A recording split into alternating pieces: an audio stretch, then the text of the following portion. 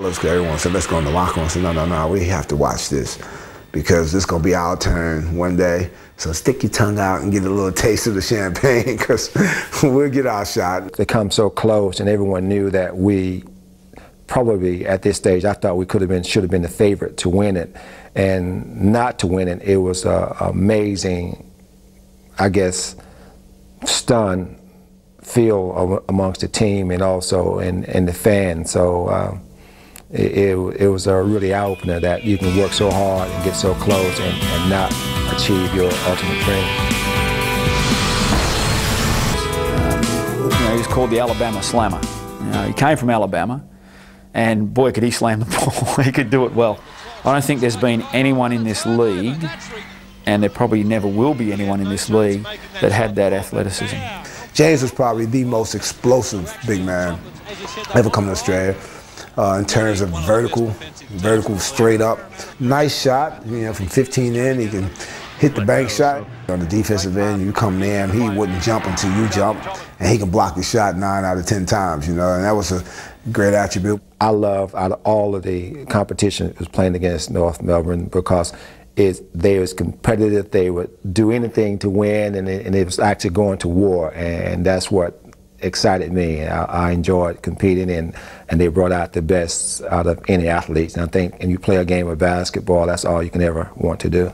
1990, we'd put together a team that could really go all the way. We had no doubt in our mind that we could do that. And I think our strength for 1990 was that we were able to stay together as a group, a cohesive unit. We had decided at that point that, this getting close is no good. We're not going to get close anymore. We're going for it. And with all the euphoria that was going on around us as well, for us to get back to the grand final, because Perth had a taste of it in '87, and now we're here in '90. Three years later, and we still hadn't got back there. And now we're back there again in the grand final. And of course, who are we playing? We're playing the Brisbane Bullets, who knocked us off in the grand final in '87. We played the first game here and won it. So we were feeling pretty good about ourselves, and we're there, and the situation in Perth was huge. Front page of the newspapers and all that sort of stuff. Unreal. So we've lobbed up into Brisbane, and we're playing at Boondall. They actually sold it out. I think it was something in the vicinity of 13,500, something like that. It was sold out, standing room, the whole bit. And at that time, we set a new indoor attendance record for Australia for a sporting event. I have never been in a stadium where it was so loud.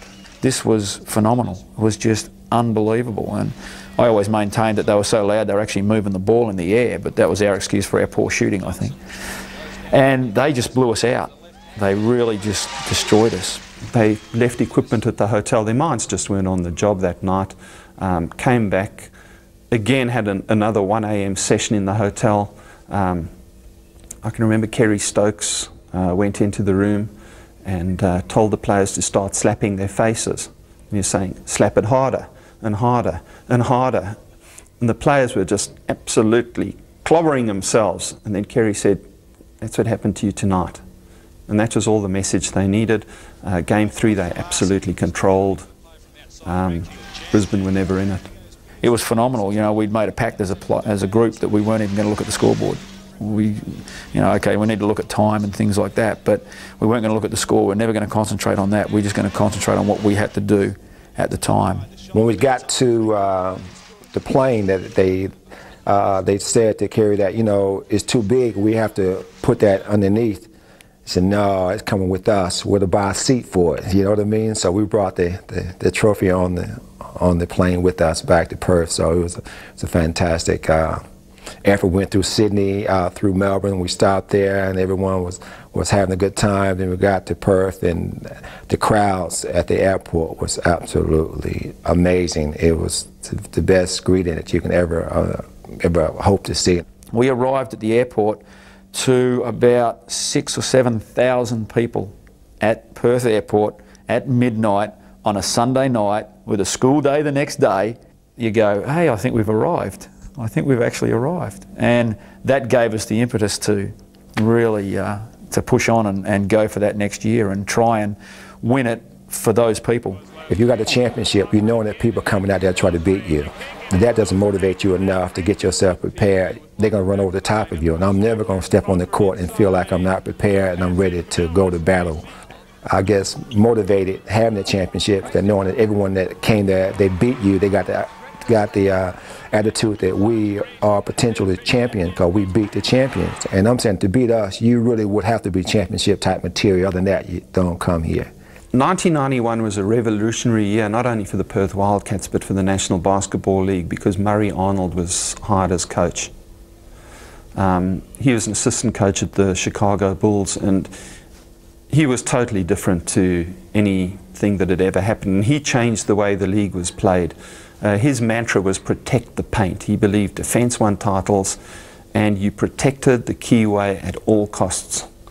The Wildcats training sessions were vigorous, bordering on brutal. We wanted to win, and we never really just looked at the scoreboard. We were just playing each possession, and that type of focus on a game of basketball is amazing. He could actually just dominate a practice session whenever he wanted to, and you know, he had a funny golden rule that he would never dunk in training, and except when he got pissed off at you, and then if he threw one down, you knew that he meant business. I always thought it was tough to play against him because he had a quick first step, and his jump was very explosive and quick. You could be a good defender, but he gets up in the air so quick and so high. It's hard to recover from that. Once he take that first step past you, it's hard.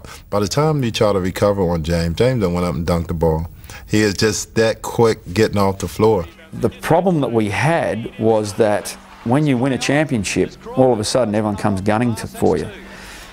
In 91, it was like from the hunters to the hunted, and that's what we had. That was basically our catch cry within the team. Now we're like, well, hell, if we won it away, let's win it at home. So next year we've gone, righto, well, to win it at home, what do we got to do? We've got to get home court advantage, and we've got to do all that. The Spectres were a tough unit. They were an explosive unit, but Bolden was the key. He had the ability to really control a game, and I know that James was always very focused on him. In fact, in the second game of that series, Bolden absolutely destroyed James in that game. I think James was scoreless, in fact, and Bolden had something like 36 points. And I remember the look on James's face of almost utter disbelief for a fraction of a second, followed by complete determination. It turned into game 3, and James, you know, the ultimate professional. He was our go-to man. When we needed buckets, big buckets, we went to JC, and he didn't disappoint. Race out to Pinder. Pinder needs to hang on. Hold! And is there a foul? The team which won the regular season by 5 games deservedly have gone on to win the championship. And the Perth Entertainment Centre erupts to announce champions for the 2nd year in a row. 1995 was the year of James Crawford. Superlative player. He had the best individual game I've ever seen in the deciding match of the Grand Final Series against North Melbourne. One out of the box. We lost the first game at home. We ended up stealing the second game off them. They had to fly all the way back to Perth to compete for the 3rd game, and we knew we were rolling. You know, we opened up that game with, I think, 8 out of 9 shots. Crawford didn't miss in the first half. Finished with 32 points. I think we were up 21 at the quarter, or 21 at the half, or something like that. And the game was over, and Crawford had a night out. He was the Crawford of the late 80s, and he was just unbelievable. You know, windmill dunks and block shots, and he was talking mess to the other guys, which is great. The Wildcats have won their 3rd championship in the NBL, champions for 1995. Let the crowd tell the story.